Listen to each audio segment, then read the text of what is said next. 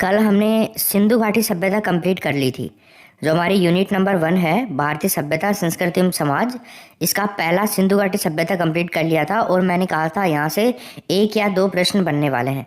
देखो, ये चार चीजें हैं। एक तो सिंधु घाटी सभ्यता, एक वैदिक संस्कृति, जैन बौद्ध धर्म और महाजनपद काल। तो यहाँ से इन चारों में से 5 प्रश्न आएंगे।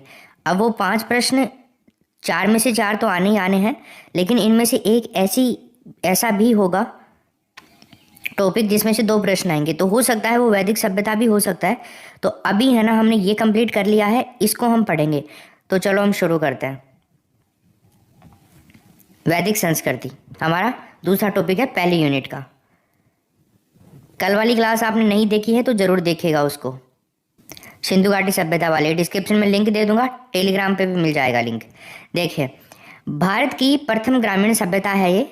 इसका उल्लेख वेदों में मिला है और इसी कारण इसको वैदिक सभ्यता कहा जाता है। भाई, वैदिक सभ्यता क्यों कहते हैं? क्योंकि इसका उल्लेख वेदों में मिला है। और भारत की अगर आपसे पूछे कि प्रथम ग्रामीण सभ्यता कौन सी है, तो आपको वैदिक सभ्यता के बारे में ही बताना है। भाई, इसका उल्लेख वेदों में है, इसलिए इसका नाम वैदिक सभ्यता पड़ा। वैदिक सभ्यता के संस्थापक के बारे में प्रश्न पूछ सकता है, तो हम क्या बताएंगे? वैदिक सभ्यता के संस्थापक दोस्तों आर्य हैं। वेदों के अंदर ये उल्लेख हमें मिलता है। तो वैदिक सभ्यता के संस्थापक आर्य थे, वेदों में हमें उल्लेख मिलता है इस चीज का। आगे हम देखें, आर्यों के मूल स्थान को लेकर के अलग अलग बातें अलग अलग विद्वानों ने कही हैं। भाई, आर्यों का मूल निवास किसी ने तिब्बत बताया है, किसी ने उत्तरी ध्रुव बताया है, किसी ने मध्य एशिया बताया है। तो ऐसा किस किस ने बताया है? तो यहाँ पे आपको 4 चीजें याद रखनी है। देखो, सिंपल 4 प्रश्न बनते हैं यहाँ से। या तो आपको पूछ लेगा तिलक के अनुसार, या आपको दयानंद सरस्वती के अनुसार, या आपको गंगानाथ झा के अनुसार, या मैक्स मुलर के अनुसार। ये प्रश्न ज्यादा पूछा जाता है, डी ऑप्शन वाला, कि आर्यों के मूल निवास को लेकर के अलग अलग विद्वानों के अलग अलग मत हैं। तो तिलक ने तो आर्यों का मूल निवास उत्तरी ध्रुव बताया है दोस्तों। क्या बताया है? उत्तरी ध्रुव। किसने? तिलक ने। दयानंद सरस्वती ने क्या बताया है? तिब्बत को बताया है, तिब्बत। इसके अलावा गंगानाथ झा ने महर्षि प्रदेश को बताया है, ब्रह्मर्षि प्रदेश जो होता है, ब्रह्मर्षि प्रदेश कर देता हूँ मैं इसको, ठीक है ना। और मैक्स मुलर ने मध्य एशिया बताया है। अब देखो, यहाँ पे इंपॉर्टेंट है एक तो मैक्स मुलर का, वेरी वेरी इंपॉर्टेंट है, इसको तो याद ही करना है आपको। और दयानंद सरस्वती और तिलक, इनका याद करना। गंगानाथ झा का इतना ज़्यादा नहीं पूछा जाता है, फिर भी हम चाहे तो याद कर सकते हैं इन चारों को, ठीक है। तो ये इनके मूल निवास को लेकर के बातें हो गई। अब देखिए, आर्यों का महत्वपूर्ण कबीला जो है ना, इसका क्या नाम था? आर्यों का जो महत्वपूर्ण कबीला होता था दोस्तों, इसे भरत कहा जाता था, और इसी के नाम पे आगे जाकर के नाम भारत भी पड़ा। शासक वर्ग जो हुआ करता था भरत के ऊपर, मतलब इस कबीले के ऊपर जो शासक वर्ग होता था, शासन करता था, उसका नाम था त्रित्सु। क्या नाम था शासक वर्ग का? त्रित्सु। और जो कबीला था उसको भरत कहते थे, ठीक। वैदिक सभ्यता को 2 भागों में बांटा गया है दोस्तों। कौन कौन सी? एक तो ऋग्वैदिक काल और एक उत्तर वैदिक काल। ऋग्वैदिक काल का जो टाइम है ना, वो 1500 से 1000 ईस्वी है, और उत्तर वैदिक काल का टाइम है 1000 से 600 ईस्वी पूर्व, ठीक है ना। तो इन दोनों को ध्यान रखना। 2 भागों में बांटा गया है वैदिक सभ्यता को, ऋग्वैदिक काल और उत्तर वैदिक काल। हाँ, एक और बात मैं आपको बता दूं, ये जो नोट्स है ना, पूरे NCERT और RBSC, जो नई वाली RBSC है ना, उनसे ही मैंने बनाया है। तो आप इस चीज़ को लेके चिंता ना करें कि ये नोट्स हम कहीं और से ला रहे हैं, दूसरे बाहरी ग्रह से, मंगल ग्रह से वगैरह से नहीं, इसी ग्रह के हैं और आपकी बुकों में से लिए गए हैं ये, ठीक। चलो, तो 2 भाग हो गए, ऋग्वैदिक काल और उत्तर वैदिक काल। अब ऋग्वैदिक काल की बात कर लें तो देखो, वेदों का संकलन है ना, महर्षि कृष्ण द्वैपायन के द्वारा किया गया। महर्षि कृष्ण द्वैपायन ने क्या किया? वेदों का संकलन किया, ठीक है, ये बात हम जानते हैं। अब देखो, वेदों की संख्या 4 बताई। वेदों की संख्या कितनी? 4। अब ये 4 नाम भी हम जानते हैं, लेकिन इतना इंपॉर्टेंट है कि इनमें से यहाँ से प्रश्न पूछ सकता है हमसे कि कौन सा वेद किससे संबंधित है ना। तो 4 वेद तो पहले तो हम जानते हैं, एक तो ऋग्वेद हो गया, यजुर्वेद, सामवेद और अथर्ववेद, ये 4 वेद है ना। तो ऋग्वेद जो है ना, ये देवताओं से संबंधित है और ज़्यादा इंपॉर्टेंट भी ऋग्वेद है, ध्यान रखना। इसके अलावा यजुर्वेद कर्मकांड से संबंधित है, जादू टोने वगैरह से। सामवेद गायन से संबंधित है ना। और अथर्ववेद जो है, ये जादू टोनों वगैरह से संबंधित है। कर्मकांड जो हमारे जीवन में जो कर्म करते हैं ना हम, उनसे संबंधित जो संस्कार वगैरह आते हैं। और जादू टोने से संबंधित आपको अथर्ववेद का ध्यान रखना है। जादू टोने से संबंधित अथर्ववेद आ जाए तो कर देना। ये प्रश्न कई बार पूछा भी जाता है, जादू टोने से संबंधित कौन सा वेद है, ये भी मैं आपको आगे और बताऊंगा, ठीक। देखो, अब यजुर्वेद, ऋग्वेद और सामवेद, है ना, अथर्ववेद को छोड़ दें अपन तो तीनों जो ऊपर वाले हैं ना, ऋग्वेद, यजुर्वेद और सामवेद, इनको वेद त्रयी कहा जाता है। देखो अगर आपसे पूछे बताइए निम्न में से वेद त्रयी का पार्ट नहीं है, वेद त्रयी का भाग नहीं है, तो आपको क्या करना है, अथर्ववेद करना है, क्योंकि तीन तो हैं, ऋग्वेद, यजुर्वेद और सामवेद तो है, बट अथर्ववेद नहीं है। ठीक, तो इन तीनों को क्या कहते हैं, वेद त्रयी कहते हैं, ऋग्वेद, यजुर्वेद और सामवेद को। आगे देखिए अब ऋग्वेद की हम अगर बात करते हैं ना, तो ऋग्वेद मानव जाति का प्राचीनतम और प्रथम ग्रंथ है। एक तो इम्पोर्टेंट बात ये हो गई, मतलब इससे पहले कोई ग्रंथ लिखा ही नहीं गया था, तो सबसे प्राचीनतम ग्रंथ कौन सा है, ऋग्वेद है। इसके अंदर 10 तो मंडल हैं, 10,552 श्लोक हैं और 1,028 सूक्त हैं।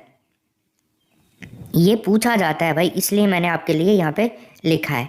तो इम्पोर्टेंट है, आपके एग्जाम में आ सकता है कि कितने मंडल हैं ऋग्वेद के अंदर, बस इतना आ सकता है। बाकी आप चाहो तो श्लोक याद कर सकते हो, 10,000 के आसपास याद कर लेना, 10,500 श्लोक हैं इसमें, बस फिर वो अपने आप ऑप्शन में दिख जाएगा, आप कर दोगे 552।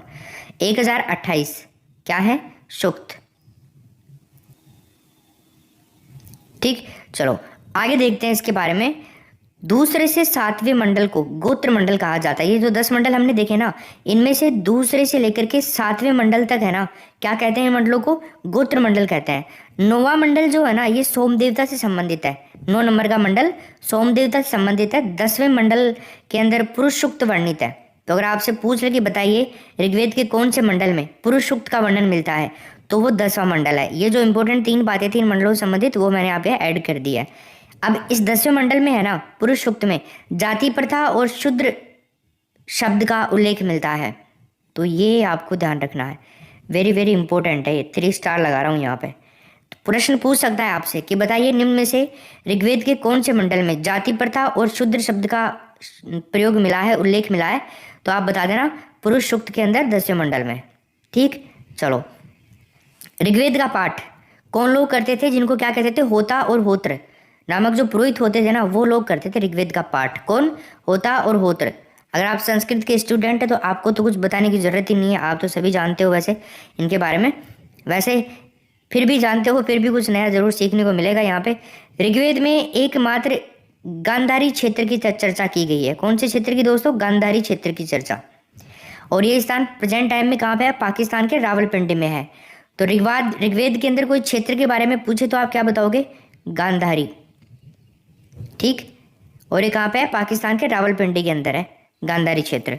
ठीक, चलिए आगे चलते हैं अपन। यजुर्वेद दूसरा वेद देखते हैं, ये थोड़ा बड़ा था, अब इसके बारे में ज़्यादा बातें नहीं है। अब यजुर्वेद देखिए, तो यजुर्वेद में है ना श्लोक है 1875, 1875 यजुर्वेद में श्लोक है, जो कर्मकांड और यज्ञ के अनुष्ठान जो है ना, उनके ऊपर आधारित है, यज्ञ अनुष्ठानों के ऊपर, कर्मकांड के ऊपर। तो अभी बताया मैंने आपको, यजुर्वेद कर्मकांडों पे आधारित है ना। इसके अलावा इस वेद में सबसे पहले शून्य का प्रथम उल्लेख किया गया है। शून्य का उल्लेख किया गया है दोस्तों। अगर आपसे पूछे कि बताइए निम्न में से कौन से वेद के अंदर शून्य का उल्लेख है, तो यजुर्वेद के अंदर है। ठीक, यजुर्वेद के 2 भाग होते हैं, एक तो शुक्ल यजुर्वेद और एक कृष्ण यजुर्वेद। शुक्ल पक्ष और कृष्ण पक्ष से याद कर सकते हो उनको, है ना। तो चांदनी रात और काली रात, तो शुक्ल यजुर्वेद और कृष्ण यजुर्वेद दोनों को याद रखना है आपको। अगला है अपना दोस्तों सामवेद। तीसरा वेद कौन सा है, सामवेद। देखो सामवेद को मंत्रों का वेद और गायन वेद भी कहा जाता है, क्योंकि इसमें मंत्र ज़्यादा है, तो सामवेद को मंत्रों का वेद कहते हैं। तो अगर आपसे पूछ ले कि बताइए निम्न में से कौन से वेद को मंत्रों का वेद भी कहा जाता है या मंत्रों के वेद के नाम से भी जाना जाता है, तो आप कर देना सामवेद, है ना। इस भारतीय संगीत का जनक, इसको भारतीय संगीत का जनक भी कहा जाता है, क्योंकि संगीत से संबंधित है ना सामवेद। तो भारतीय संगीत का जनक कौन से वेद को कहा जाता है, सामवेद को कहा जाता है। ठीक है, ये सबसे कम ऐतिहासिक महत्व वाला वेद है, मतलब ऐतिहासिक महत्व इसका बहुत ज़्यादा नहीं है, इतना सिंपल याद रखो। हर एक लाइन में हर एक इंपॉर्टेंट प्रश्न छुपा हुआ है। तो अथर्ववेद, यह वेद जादू टोना टोटका इन सबसे संबंधित है। ठीक है, अथर्ववेद तो पहले ही हमने देखा किससे संबंधित है, जादू टोना और टोटका से। ये लोकप्रिय धर्म प्रतिनिधित्व धारण करने वाला वेद है ना। सबसे कम ऐतिहासिक महत्व का ये नहीं है, सबसे कम ऐतिहासिक महत्व का हमने देखा अभी सामवेद था, लेकिन यह सबसे लोकप्रिय वेद पूछे आपको तो अथर्ववेद कर देना, लास्ट वाला जो वेद त्रयी का भाग नहीं है। आगे देखिए, इस वेद में 20 कांड हैं और 5,849 मंत्र हैं। मंत्र कितने हैं, 5,849। याद करो तो ठीक है, नहीं तो कोई दिक्कत नहीं है, कांड याद कर लेना, 20 कांड है इसमें। इसे ब्रह्मवेद और क्षत्रवेद भी कहा जाता है ना। ब्रह्मवेद और उसको क्षेत्रवेद भी कहते हैं। तो दो नाम अगर आपसे पूछे कि बताइए निम्न में से किस वेद को ब्रह्मवेद कहते हैं, तो अथर्ववेद है।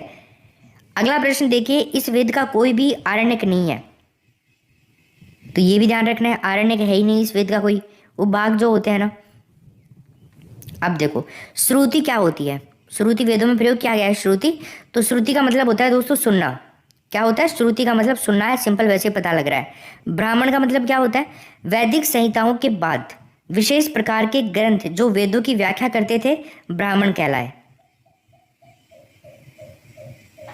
ठीक है, तो वेदों की व्याख्या करने वाले ब्राह्मण, सिंपल है। आरण्य किसे कहते हैं? वानप्रस्थ आश्रम के दौरान लिखे गए ग्रंथों को आरण्य कहते हैं। ठीक है, तो वानप्रस्थ आश्रम के दौरान जो ग्रंथ लिखे गए थे उनको आरण्य कहते हैं। उपनिषद किसे कहते हैं? गुरु के समीप ध्यानपूर्वक बैठना, ज्ञान प्राप्त करना, इसे क्या कहते हैं? उपनिषद कहते हैं। ये अब चारों शब्दों का आपको मतलब पता चल गया, श्रुति, ब्राह्मण, आरण्यक और उपनिषद। अब चलते हैं आगे।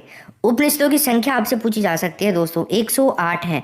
जैसे लगाते हैं ना कई महाराज, उपनिषदों का ज्ञान हो कर लेते हैं, पढ़ लेते हैं उपनिषदों को, तो वो अपने आप को फिर कहते हैं मैं श्री श्री 1108 हैं भगवान दास जी महाराज, फलाना महाराज, ढीका महाराज, ऐसे लगा देते हैं ना अपने नाम से पहले 108 श्री श्री। तो देखिए प्रमुख उपनिषद 12 माने गए हैं। कितने माने गए हैं प्रमुख उपनिषद? 12 माने गए हैं।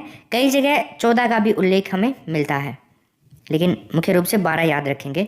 उपनिषदों का उपनिषद जो है इनको वेदांत भी कहा जाता है। तो इनका दूसरा नाम क्या है भाई?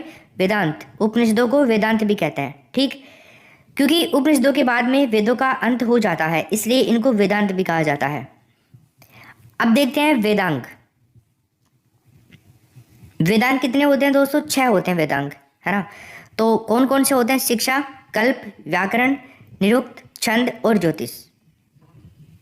ठीक है, वेदांग कितने होते हैं? 6 होते हैं। शिक्षा, कल्प, व्याकरण, निरुक्त, छंद और ज्योतिष, इनको आप याद कर लेना। इनमें से पूछ सकता है कि बताइए निम्न में से कौन सा वेदांग नहीं है। आगे चलिए, अब उपवेदों की बात करते हैं अपन भाई। जैसे ये ऋग्वेद है, यजुर्वेद है, सामवेद है, अथर्ववेद है, इनके उपवेद भी हैं, है ना। तो ये प्रश्न हमसे पूछा जा सकता है। एक तरफ वेद है, एक तरफ उपवेद है। तो देखो यहाँ पे हम देखें तो ऋग्वेद का उपवेद क्या है दोस्तों? आयुर्वेद। याद रखना है इसको। ऋग्वेद के उपवेद को क्या कहते हैं? आयुर्वेद कहते हैं। यजुर्वेद के उपवेद को क्या कहते हैं? धनुर्वेद कहते हैं। सामवेद के उपवेद को क्या कहते हैं? गंधर्ववेद कहते हैं। अथर्ववेद के उपवेद को क्या कहते हैं? शिल्पवेद कहते हैं। तो इनको आपको ध्यान से याद करना है। वेदों के उपवेद क्या कहलाते हैं? अगर मैं आपसे पूछ लूं कि बताइए निम्न में से सामवेद का उपवेद कौन सा है? आयुर्वेद है, धनुर्वेद है, शिल्पवेद है या गंधर्ववेद है? तो आप क्या करोगे? गंधर्ववेद करोगे। यजुर्वेद का धनुर्वेद है, ऋग्वेद का आयुर्वेद है और अथर्ववेद का शिल्पवेद है। ठीक, आगे चलते हैं अपन। वेदों के अंदर जो नदियों के बारे में बात करी गई है ना, इनके बारे में देखिए। कुल 42 नदियों की चर्चा करी गई है। कितनी? 42 रिवर, जिनमें से 19 नदियों के नाम दिए गए हैं, है ना। 19 नदियों के नाम। जैसे हमारे राजस्थान की बात करें तो सरस्वती नदी का नाम मिलता है, ठीक, जो आजकल गग्गर नदी के रूप में माना जाता है उसको। सतलज से लेकर के यमुना तक का जो क्षेत्र है ना, ये ब्रह्मव्रत कहलाया था। ठीक है ना, ये भी ध्यान रखना है तुम्हें। इसके अलावा सप्त सैंधव प्रदेश के अंतर्गत सिंधु, जिसको सुषमा भी कहा गया है वेदों के अंदर, इसकी 5 सहायक नदियाँ, सिंधु की 5 सहायक नदियाँ, जिनको हम आज भी देखते हैं। ठीक, चलो देखिए अब यहाँ पे हम जो नदियाँ हैं उनके बारे में बात करते हैं। एक तो झेलम सहायक नदियाँ, रावी, सतलज, व्यास, चिनाब और सरस्वती नदी, ये नदियाँ हैं ना। तीस्ता, पुरुषणी, इनको देखो वेदों में क्या नाम मिलता है? झेलम का नाम वितस्ता, रावी का नाम पुरुषणी, सतलज का नाम सतुद्री और चिनाब का नाम अश्किनी, व्यास का नाम विपाशा और सरस्वती नदी, सरस्वती का सरस्वती ही मिलता है वेदों के अंदर नाम। तो ये 6 नदियाँ ध्यान रखिएगा, सप्त सैंधव प्रदेश की नदियाँ थी, ये वेदों के अंदर उल्लेख मिलता है इन सब का। सबसे महत्वपूर्ण नदी इनमें से सिंधु थी, क्योंकि ये मुख्य नदी थी और बहुत बड़ी नदी थी, आज भी है। सबसे पवित्र नदी सरस्वती नदी को माना जाता था। इसे नदी माँ भी कहते थे, नदियों की माता। कौन सी नदी को? सरस्वती नदी को नदियों की माता कहा जाता था। नदियों की बात हो गई। अब उल्लेखित जो पर्वत है ना वेदों के अंदर, उनके बारे में देखें। आर्यों ने ऋग्वेद में सुमेरु पर्वत का वर्णन किया है ना, जहां पर 6 महीने का दिन और 6 महीने की रातें होती हैं। तो आपसे पूछा जा सकता है कि बताइए निम्न में से ऋग्वेद में वो कौन सा पर्वत है जहां पर आर्यों ने वर्णन किया है कि 6 महीने के दिन और 6 महीने की रातें होती हैं। तो वो सुमेरु पर्वत है, ध्यान रखिएगा। आगे हम देखें, तिलक ने अपनी पुस्तक गीता रहस्य के अंदर, तिलक की एक पुस्तक है जिन्होंने लिखी है गीता रहस्य नामक पुस्तक, इसमें इसी आधार पर आर्यों की उत्पत्ति उत्तरी ध्रुव से मानी है। तिलक के बारे में हमने स्टार्टिंग में बात करी थी, तो वो आधार क्या था उनका, यही था गीता रहस्य पुस्तक के अंदर। हिमालय को हिमवंत पर्वत कहा गया वेदों में। क्या क्या कहा गया, हिमालय का नाम पूछे तो हिमवंत पर्वत कर देना। मरुस्थल के लिए धन्व शब्द का प्रयोग किया गया और बादल के लिए पूर्वजन्य शब्द का प्रयोग किया गया। तो वेदों में मरुस्थल को क्या कहते हैं, धन्व कहते हैं, है ना, और बादल को पूर्वजन्य कहा जाता है। फिर हम आगे देखते हैं दोस्तों, राजनीतिक जीवन। राजनीतिक जीवन में 2 चीजें याद रखनी है, कुटुंब और प्रधान, है ना। तो कुटुंब किसे कहते हैं, इस समय देखो प्रशासन की सबसे छोटी इकाई हुआ करती थी कुटुंब, जैसे गांव होते हैं ना। प्रधान कुटुंब जो होता था ना, यहाँ का कुलपति होता था, जिसको कुलप कहते थे। कुटुंब का कुलपति कौन होता था, प्रधान होता था, ठीक। विभिन्न कुटुंबों से ग्राम बना, ठीक है, इनको आप ढाणी कह सकते हो, छोटे छोटे ढाणी। और विभिन्न जो कुटुंबे मिलकर के इनसे एक ग्राम बना। और ग्राम प्रधान जो होता था ना, ग्राम के ऊपर जो राज करता था, जैसे सरपंच होता है, उसको क्या कहते थे, ग्रामणी। तो ये भी ध्यान रखना है। अब देखो, ग्राम की चर्चा ऋग्वेद के अंदर 13 बार की गई है। तो ये प्रश्न आपसे पूछ सकता है कि बताओ निम्न में से किस वेद के अंदर ग्राम की चर्चा 13 बार हुई है, तो वो है ऋग्वेद। कुछ ग्राम मिलकर के विष बनाते थे। विष मतलब जहर मत समझ जाना, ये एक बड़ी इकाई का नाम है, जैसे तहसील को हम विष बोल सकते हैं। तो विष का जो प्रधान होता था, एमएलए आज होता है ना, उसको हम विषपति कहते थे पहले, सिंपल। चलो, कुछ विशेष विष बन करके जन का निर्माण करते थे। और जन प्रधान जो होता था वो राजा होता था, जैसे मुख्यमंत्री, ठीक है। तो ऋग्वेद में इसे गोपा जनस्य कहा गया, किसको, राजा को। राजा को ऋग्वेद में गोपा जनस्य कहा गया है। ऋग्वेद में गणतंत्र जो शब्द है ना, इसकी चर्चा 46 बार हुई है, 46 बार। और अथर्ववेद में कम हुई है, 9 बार ही हुई है। इसका मतलब गणतंत्र का मतलब लोगों का जो राज था वो थोड़ा कम होता जा रहा था इस टाइम में, ठीक। इसके अलावा बात करें ऋग्वेद काल में संस्थाओं की, तो ऋग्वेद काल में 2 संस्थाएं थी, एक तो सभा और एक समिति। ये बहुत इंपॉर्टेंट है, सभा और समिति, यहाँ से प्रश्न आए हुए भी हैं, है ना। तो ऋग्वेद काल के अंदर 2 संस्थाओं के नाम क्या थे, एक तो सभा और एक समिति। अब देखो इनके बारे में। सभा में कुलीन और वृद्ध पुरुष भाग लिया करते थे, ठीक है ना। कौन, सभा के अंदर कुलीन और वृद्ध पुरुष। समिति के अंदर आमजन लोग भाग लिया करते थे। सिंपल याद कर लेना इनको। सभा व समिति को प्रजापति की 2 पुत्रियों के समान माना गया है दोस्तों। प्रजापति की 2 पुत्रियां, एक सभा और एक समिति, ठीक है। चलो आगे देखते हैं। केवल सभा में स्त्रियों को ही भाग लेने का अधिकार था। स्त्रियों को केवल सभा में ही भाग लेने का अधिकार था और नहीं था। एक है व्यक्ति लुडविक, इन्होंने है ना सभा की तुलना राज्यसभा से करी है और समिति की तुलना लोकसभा से करी है। लाइक लुडविक ने सभा को क्या कहा है, राज्यसभा, और समिति को लोकसभा, मतलब निम्न सदन और ये उच्च सदन, सभा। इस समय लिया जाने वाला प्रमुख जो कर था ना, उसको बलि कहते थे, बलि कर। तो वैदिक काल में बलि कर लिया जाता था। दास इसको स्वेच्छा से देते थे, कोई दास देते थे, कोई नहीं देते थे, कोई जोर जबरदस्ती नहीं थी वहां पे, है ना। लेकिन दस्यु जो थे ना, उनसे ये अनिवार्य रूप से लिया जाता था। दस्यु ये लूटने वाले लोग होते थे, समुद्री लुटेरे थे। वैदिक काल के कुछ अन्य अधिकारियों के नाम भी ऋग्वेद के अंदर मिलते हैं, जैसे वाज्रपति चारागाह का अधिकारी हुआ करता था, और स्पर्श जिसको गुप्तचर कहते थे। ये 2 अधिकारियों के नाम भी यहाँ पे मिले हैं, इन दोनों का भी आपको ध्यान रखना है, वाज्रपति और स्पर्श। आर्यों का सामाजिक जीवन कैसा था, देखिए इनका परिवार था पितृसत्तात्मक, पिता को महत्व दिया जाता था, और पितृसत्तात्मक था तो परिवार का मुखिया गृहपति कहलाता था। गृहपति जो मुखिया होता था वो। संयुक्त परिवार की प्रथा थी दोस्तों यहाँ पे। कौन से परिवार की थी प्रथा, संयुक्त परिवार की, लोग इकट्ठे रहते थे। आर्यों का मुख्य पेशा क्या था, पशुपालन, ठीक है, मुख्य पेशा पशुपालन था, इसलिए इन्हें चर्षणी कहा गया। और चर्षणी का मतलब क्या होता है, संचरणशील, एक जगह से दूसरी जगह, प्रिय पशु क्या था इन लोगों का? घोड़ा। सर्वाधिक धार्मिक महत्व का पशु कौन सा था? गाय। धनी व्यक्ति को गोमत और द्रविड़ कहा जाता था। 3 चीजें हैं, प्रिय पशु घोड़ा, सर्वाधिक धार्मिक महत्व का पशु गाय और धनी व्यक्ति को गोमत या द्रविड़ कहा जाता था। 3 चीजें याद रखना। ठीक, आगे चलते हैं। एक शब्द है गोधूली वेला, का नाम तुमने सुना होगा। तो गोधूली, देखो समय की माप के लिए जो शब्द काम में लिया जाता था ना, वो गोधूली होता था। गोधूली, आकाश में देख करके ही पता लगाया जाता था पहले। एक है गवयतु शब्द, दूरी की माप के लिए गवयतु शब्द का प्रयोग किया गया। दूरी की माप के लिए, जैसे हम किलोमीटर बोलते हैं ना, वैसे ये गव्यतु शब्द का प्रयोग करते थे। युद्ध के लिए है ना, इन्होंने गविशी शब्द का प्रयोग किया। गेशु, गत्य, गम्य, ये शब्द प्रयोग में लाए युद्ध के लिए, अलग अलग जगहों पे अलग अलग लोग। अब देखो, दुहिता किसे कहा गया? पुत्री को दुहिता कहते थे। लांगल और सीर हल के नाम थे। हल जो चलाते हैं ना खेती करने के लिए, तो हल को सीर कहा गया और लांगल कहा गया। आर्य लोग शाकाहारी भी थे और मांसाहारी भी थे। आर्य लोग दुहिता किसे कहते थे? पुत्री को। हल को क्या कहते थे? लांगल और सीर। ठीक, नेक्स्ट। आर्य अश्वमेध यज्ञ के दौरान घोड़े का मांस खाते थे। बताओ आप, यज्ञ के दौरान घोड़े का मांस खाते थे। अतिथि को गाय का मांस परोसा जाता था, जिनको ये मतलब धार्मिक पशु भी मानते थे मुख्य, उसका मांस ही परोस देते थे, इसलिए अतिथियों को गोहन कहा गया। गोहन मतलब गाय का हनन करने वाला, हन करने वाला, खाने वाला गाय को।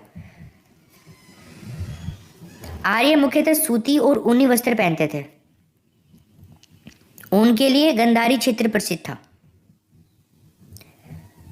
तो अगर आपको पूछे कि बताइए आर्यों का ऊन के लिए वस्त्र, जो आर्यों का ऊन के लिए जो प्रमुख क्षेत्र था वो कौन था? कौन सा था? गंधारी। कमर के नीचे पहना जाने वाला जो वस्त्र था ना दोस्तों, इसको कहते थे वासस। क्या कहते थे भाई? वासस। कमर के नीचे पहना जाने वाला वस्त्र वासस कहलाता था। वासस के ऊपर पहना जाने वाला वस्त्र जो था वो अभिवासन कहलाता था। तो वासस, कमर के नीचे वासस और ऊपर अभिवासस। ठीक, याद हो जाएगा, कोई दिक्कत नहीं है। आगे चलते हैं। स्त्रियों की दशा कैसी थी इस टाइम में? तो स्त्रियों की दशा अच्छी थी, कोई दिक्कत नहीं था। विवाह एक पवित्र बंधन माना जाता था और दुहिता पुत्री को कहा जाता था, ये हमने देख लिया। इसके अलावा नारियों को अपना पति चुनने की छूट भी थी। देखो मतलब कितना भयंकर वाला काम था ना, अपना पति खुद चुन सकती थी, है ना। और व्रहतु, विवाह के समय दिया जाने वाला उपहार जो था उसको व्रहतु कहा जाता था। आज हम गिफ्ट बोलते हैं ना जिनको, उपहार, वो व्रहतु कहलाता था। ठीक है, इसके अलावा इस समय लोपा मुद्रा और घोषा और विश्वारा, ये विदुषी महिलाएं थी। ये बहुत इंपॉर्टेंट है, 3 स्टार लगा रहा हूँ। विदुषी महिलाओं के नाम आपको याद होने चाहिए। चारों की चारों विदुषी महिलाएं, लोपा मुद्रा, विश्वारा और घोषा, इनके नाम आपको याद होने चाहिए। पूछ सकता है कि बताइए इस काल के अंदर, वैदिक काल के अंदर निम्न में से कौन सी विदुषी महिलाएं मुख्य थी? लोपा मुद्रा, घोषा और विश्वारा। ठीक, आगे चलिए। एक शब्द है अमाजू। अमाजू, जीवन भर अविवाहित रहने वाली जो स्त्री होती थी ना, उसको अमाजू कहते थे।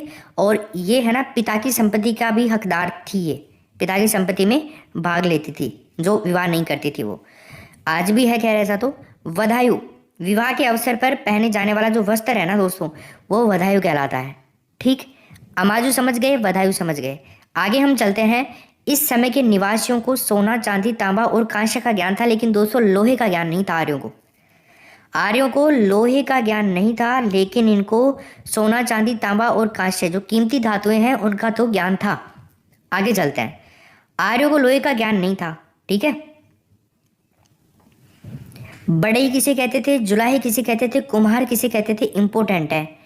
देखो, बढ़ई तक्षण को कहा जाता था, जुलाहे तुंताई को कहा जाता था और कुम्हार को कुलाल कहा जाता था। भाई आज हम देखते हैं जैसे बढ़ई है, तो पहले बढ़ई को आर्यों की भाषा के अंदर तक्षण, जुलाहे जो है उसको तोताई और कुम्हार को कुलाल। सिंपल, आगे चलते हैं। व्यापार और विनिमय, निष्क, निष्क मतलब आप कहें तो सोने का एक पिंड हुआ करता था, ये छोटा, नामक धातु के माध्यम से होता था। तो व्यापार और विनिमय किसके माध्यम से करते थे? वेरी वेरी इंपॉर्टेंट है, निष्क के माध्यम से करते थे। निष्क मतलब समझ ही गए हो अब आप, सोने का पिंड है ना। आगे हम चलें तो ऋण प्रथा भी प्रचलित थी, ब्याज में देने की प्रथा, है ना। ब्याज को इन लोगों ने कुशी दिन नाम से पुकारा। ब्याज जो हम आज ब्याज कहते हैं, आर्यों के टाइम में कुशी दिन कहा जाता था ब्याज को। अब देखो दोस्तों, हम बहुत इंपॉर्टेंट चीज पे आ रहे हैं, वर्ण व्यवस्था। यहाँ पे ऋग्वेद जो है ना, उसके अंदर वर्ण व्यवस्था का उल्लेख किया गया है। ऋग्वेद का जो 10वां मंडल है, इसके अंदर पुरुष सूक्त में 4 वर्णों का उल्लेख किया गया है। 4 वर्ण कौन कौन से? ब्राह्मण, क्षत्रिय, वैश्य और शूद्र। ठीक है, ये 4 वर्ण हैं। तो इन 4 वर्णों की अगर मैं आपसे बात करता हूँ तो देखो, चारों के नाम पहले याद होने चाहिए आपको, ब्राह्मण, क्षत्रिय, वैश्य और शूद्र। ऋग्वेदिक काल में वर्ण व्यवस्था कर्म पर आधारित थी। किस पर आधारित थी भाई? कर्म पर। ऋग्वेदिक काल में वर्ण व्यवस्था कर्म पर आधारित थी, तो ये भी ध्यान रखना आपको। आश्रम व्यवस्था को देखें, आश्रम व्यवस्था का उल्लेख ऋग्वेद के पुरुष सूक्त के 10वें मंडल में है ना भाई? कहाँ पे है? ऋग्वेद का जो पुरुष सूक्त है उसके 10वें मंडल में आश्रम व्यवस्था को उल्लेख किया गया है। आश्रम व्यवस्था को 4 आश्रमों में विभाजित किया गया। कितने आश्रमों में भाई? 4 आश्रमों के अंदर विभाजित किया गया आश्रम व्यवस्था को। ठीक है, इसके अलावा हम देखें ब्रह्मचर्य आश्रम। देखो, ब्रह्मचर्य आश्रम की आयु कितनी थी? 0 से 25 साल।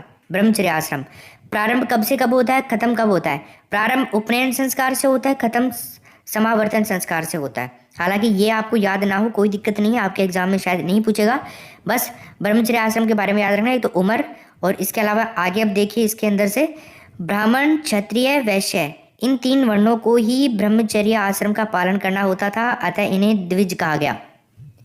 तो अगर आपको पूछ ले, बताइए निम्न में से द्विज किसे कहा जाता है? तो ब्राह्मण, क्षत्रिय और वैश्य लोगों को द्विज कहा जाता था, क्योंकि इनको ब्रह्मचर्य आश्रम का पालन करने का अधिकार था। ठीक है, चलो आगे हम चलें। शूद्रों के लिए केवल एक ही आश्रम था, गृहस्थ आश्रम। तो अगर आपसे पूछे कि बताइए निम्न में से शूद्रों के लिए कौन सा आश्रम था, तो वो गृहस्थ आश्रम था। गृहस्थ आश्रम के बारे में देखिए अब आप। 26 से 50 साल की उम्र गृहस्थ आश्रम की मानी गई। मानव जीवन का सबसे महत्वपूर्ण आश्रम माना जाता है ये, क्योंकि ये आश्रम, इसी आश्रम में मतलब इसी टाइम पीरियड के अंदर मानव कुछ ना कुछ करता है ना, अपने जीवन के सबसे इंपॉर्टेंट काम इसी के अंदर होते हैं, है ना। तो इसे संसार के रीढ़ की हड्डी भी कहा गया है। तो अगर आपसे पूछ ले, बताइए निम्न में से कौन से आश्रम को संसार की रीढ़ की हड्डी कहा जाता है, तो वो गृहस्थ आश्रम है दोस्तों। अब देखते हैं वानप्रस्थ आश्रम। 51 से 75 साल, 25-25 साल के बांटा गया है इनको। तो वन को गमन, वानप्रस्थ मतलब वन को गमन। इस आश्रम के दौरान लिखे गए ग्रंथों को आरण्यक कहा जाता है दोस्तों। क्या कहा जाता है? आरण्यक। आरण्यक के बारे में मैंने बता दिया है तुम्हें। आगे हम चले संन्यास आश्रम, 76 से 100 साल। इसमें मानव सन्यासी जीवन व्यतीत करता है और सांसारिक मायाजाल से मुक्त रहता है। ठीक है ना, समझ गए? आगे चलते हैं अब। पुरुषार्थ की बात करते हैं। पुरुषार्थ 4 होते हैं, वर्ण भी 4, पुरुषार्थ भी 4। उल्लेख कहाँ किया गया? ऋग्वेद के 10वें मंडल में, इसका भी और उसका भी। पुरुष सूक्त के अंदर पुरुषार्थ, पुरुष सूक्त ऋग्वेद का 10वां मंडल। 4 हैं, धर्म, अर्थ, काम और मोक्ष। कितने पुरुषार्थ हैं? 4। धर्म, अर्थ, काम और मोक्ष, ये हमने बहुत पहले भी सुन रखा है। अब बात करते हैं ऋग्वेदिक धर्म की। देखो, ऋग्वेदिक कालीन धर्म उपयोगितावाद पर डिपेंडेड था। उपयोगितावाद पर। इंद्र को युद्ध व वर्षा को देवता माना गया ऋग्वेदिक काल के अंदर, है ना। इंद्र को तो युद्ध कहा गया, युद्ध का देवता, और वर्षा को, वर्षा का देवता, इसको इंद्र को माना गया है। ठीक है ना, युद्ध का और वर्षा का देवता। आगे चलें, तो अग्नि के बारे में बात करते हैं। अग्नि दूसरे सबसे महत्वपूर्ण देवता थे। अग्नि देवता सबसे महत्वपूर्ण देवताओं में से दूसरे नंबर के थे। 200 सूक्त अग्नि देवता को समर्पित किए गए ऋग्वेद में। 200 सूक्त अग्नि देवता को लेकर के। इन्हें यज्ञ और ग्रह का देवता भी कहा जाता है। यज्ञ का देवता, ग्रह का देवता, अग्नि का देवता, इनको कहा जाता है। ठीक है, आगे चलिए। वरुण देवता थे, इनको जल का देवता कहा गया, है ना। वरुण देवता आगे, तो अग्नि शांत। तो इन्हें 30 सूक्त समर्पित किए गए वरुण देवता को। इनसे कम है, अग्नि देवता को 200 सूक्त, वरुण देवता को 30 सूक्त। सोम देवता को 9वें मंडल के अंदर इसका उल्लेख किया गया है। 114 सूक्त सोम देवता से संबंधित है। कितने सूक्त हैं ये प्रश्न नहीं पूछेगा, बस सिंपल याद रखना 9वें मंडल में उल्लेख है सोम देवता का। आगे चलते हैं। सोम को वन, वनस्पति तथा औषधि का देवता माना जाता है। सोम देवता जो है, इसको किस किस का देवता माना जाता है? वन और वनस्पति और औषधि का। तो ये पूछ सकता है हमसे, ये ध्यान रखना है।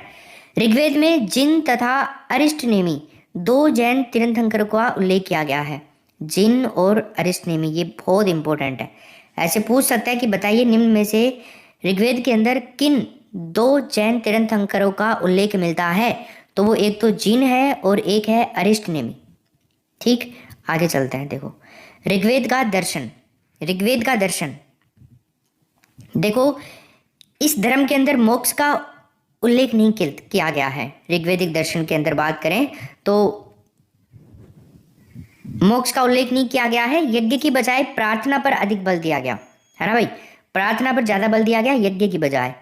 हालांकि ऋग्वेद में स्वर्ग और नरक का उल्लेख मिलता है। स्वर्ग को ऋग्वेद के अंदर कृष्टपूर्त कहा गया और नरक को अवृतष्ट कहा गया। ये दो नाम आपको मिलते हैं, ठीक है। तो अगर आपसे पूछे कि बताइए ऋग्वेद के अंदर स्वर्ग और नरक का उल्लेख है कि नहीं है, तो आप बता देना है उल्लेख, तो है ना। तो दोस्तों ये आपका था कंप्लीट, मैंने चैप्टर करवा दिया है। देखो, आपको हाथों हाथ एक बार या फिर आपको जब भी टाइम मिले आज के दिन में, तो आप इस क्लास का रिवीजन जरूर करना है। एक बार, कम से कम एक बार रिवीजन जरूरी है दोस्तों। देखो, एक बार आपने पढ़ लिया ना पूरा, अब मैं इतना तो जान सकता हूँ कि आप अगर लास्ट तक आए हो, यहाँ तक आए हो ना, तो आप एक हो सीरियस स्टूडेंट। और सीरियस स्टूडेंट होने के नाते मैं आपको रिकमेंड कर रहा हूँ इस क्लास को एक बार वापस से और वॉच कीजिए आप, है ना, जब भी आपको टाइम मिले दिन भर में